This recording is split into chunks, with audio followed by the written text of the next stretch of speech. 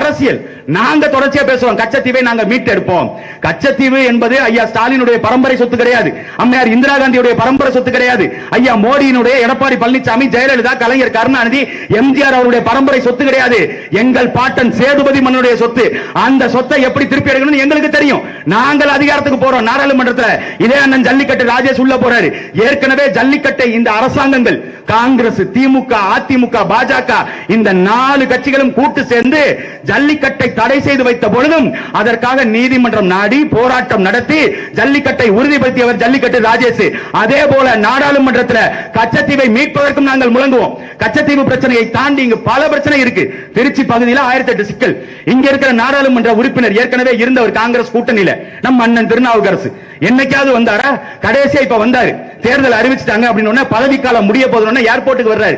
அந்த விமான நிலையத்தை வச்சு ஒரு பத்திரிகையாளர் கேட்கிறாரு, இந்த 5 ஆண்டு காலத்துல உங்களை தொகுதியில் எங்கேயுமே பார்க்க முடியலையே ஐயா அப்படின்னு கேட்டதுக்கு எவன் சொன்னான், செருப்பால் அடிப்பேன், இப்படித்தான் பதில் சொல்லணும் அப்படின்னாரு. மக்கள் கிட்ட வாங்க திருநாவுக்கரசு அண்ணன், மக்கள் காத்திருக்கிறாங்க விளக்கமாத்தோட, தாராளமா வாங்கல. இப்ப வந்து ஓட்டு கேட்டு போங்க பாப்போம். இன்னைக்கு அண்ணன் துரை வைகோ கொடுத்திருக்காங்க. இந்த துரை வைகோ, இந்த ஐயா வைகோ எவ்வளவு விமர்சனம் கலைஞர் கருணாநிதியை பண்ணி இருக்கிறாரு எல்லாம் தெரியும். இங்க பாருங்க, காங்கிரஸை, காமராஜரை திமுக விமர்சிச்ச அளவுக்கு இந்த உலகத்துல எவனுமே விமர்சிச்சிருக்க மாட்டான். எங்கள் ஐயா காமராஜரை பார்த்து கருவாட்டுக்காரி மகன்னது, எரும மாட்டு தோலுன்னது. ரஷ்யாவுக்கு முன்னாடி எல்லாம் எரும மாடுகளை தான் ஏற்றுமதி, இது எரும மாட்டு தோலை தான் ஏற்றுமதி பண்ணுவாங்க.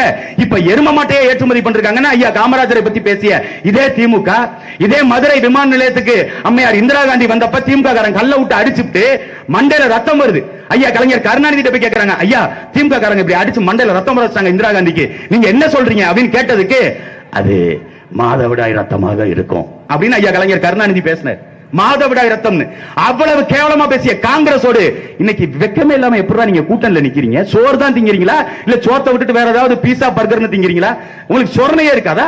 ஆனா கேட்டா கூட்டணி, காங்கிரஸோடு கூட்டணி வைக்கின்ற திராவிட முன்னேற்ற கழகம் குறைந்தபட்சம் கர்நாடகால காவிரியில மேகதாது குறுக்கே அணை கட்டக்கூடாது, எங்களுக்கான நீரை உரிமையை 110 டிஎம்சி நீ கொடுத்துதான் ஆகணும் அப்படின்னா ஒப்பந்தத்தில் கையெழுத்து போடுறேன். கூட்டணி கட்சி 2 கட்சியும் ஒப்பந்தம் போட்டுக்குவோம் அப்படின்னு ஒப்பந்தம் போட்டீங்களா? இல்ல. 10 சீட்டுக்கு காங்கிரஸுக்கு அந்த பேரம் பேசப்பட்டுச்சா? இல்ல. ஆனா 10 சீட்டு காங்கிரசுக்கு. உண்மையான தலைவன், இந்த மண்ணை நேசிக்கிறவர், அதுவும் குறிப்பா இந்த காவிரி ஆறு, இந்த டெல்டா பகுதியை செழிப்பு மிக்க பகுதியாக வாழ வச்சுக்கிட்டு இருக்கிற காவிரி தாய், அந்த காவிரி தாயின் நீர் உரிமையை பெற்றுத்தர தெரியாத இவர்களுக்கு மறுபடியும் எதுக்கு ஓட்டு? இதுல திமுக பேசும், பாஜக உள்ள வந்துரும். அதுக்காகவாது நீங்க திமுக ஓட்டு போடுங்க, அண்ணன் துரை வைகோக்கு ஓட்டு போடுங்க கேட்பாங்க.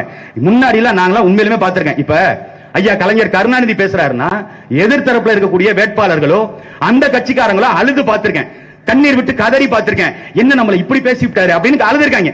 இப்ப நாங்க பேசும்போது திமுக காரங்க அழுகுறாங்க. அது வேற. என்னடா இவங்க நம்ம தலைவரை இவ்வளவு கேவலமா பேசுறாங்களேன்னு. ஆனா கூட்டணி கட்சி வேட்பாளர் அலுவ வச்ச பெருமை திமுக மட்டும்தான் உண்டு, தெரியும்ல. எங்க அண்ணன் துரை வைகோ கண்ணீர் விட்டு கதறாப்ல, எனக்கு யாரும் வேலை செய்ய மாட்டேங்கிறாங்க, என்னை கூப்பிட்டு வச்சு அசிங்கப்படுத்துறாங்க அப்படின்னு அண்ணன் துரை வைகோ கண்ணீர் விட்டு கதறாரு. அப்பேற்பட்ட ஆட்களுக்கு நீங்கள் வாக்கு செலுத்த போறீங்களா?